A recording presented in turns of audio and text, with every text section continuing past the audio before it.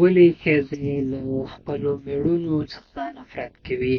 یا د نارینه په بدن کې داسې غیبونه وي چې د ښځې د شوق او د مینې د خپرولو مخه نیسي؟ سلام دوستانو، ستړي مه شئ. په دې له چې روغ جوړ خوشحاله او سوکاله به وئ.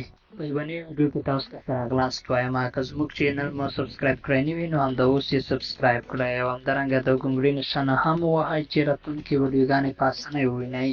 یوه خبره باید په پام کې ولرئ چې ځینې ښځې د نارینه مینې ته نسبت تر څملستو زیات اهمیت ورکوي، او ځینې ښځې بیا داسې دي چې ډېر ماستې دي، ولې مېړه څخه دا هیله لري چې هره شپه ورسره څملي او یا هره شپه 2 ځلې ورسره څملي، خو دا معنا نه لري چې هغه په هېڅ د هغو جنسي شوق ډېر وي چې نارینه یې باید ورپوره کړي.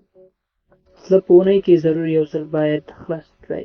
کله چې ښځه په وخت انداله غوښتنې پوره شي، عصبي ارامش ورته پیدا کېږي او بدن پوستکی او جلد یې تازه او ښایسته کېږي.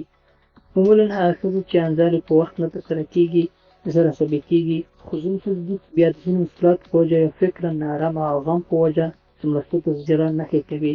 دلته باید نارینه پوه شو چې ښځه جسمي یا روحي مشکل لري او د ده په وړاندې په مینه شوې نه ده.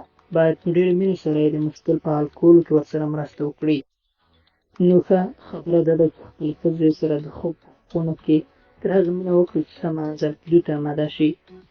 ځینې نارینه دي ژر خپل کار کوي، بیا ښځې ته ښه اړوي، ښځې ناهیلې کېږي ځکه کله چې هغه انزال یعنې هغه وخت وایي کله چې ښځه خلاصېږي یا ملا یې تشېږي یا تشېدو ته نږدې وي، نارینه ترې لرې کېږي.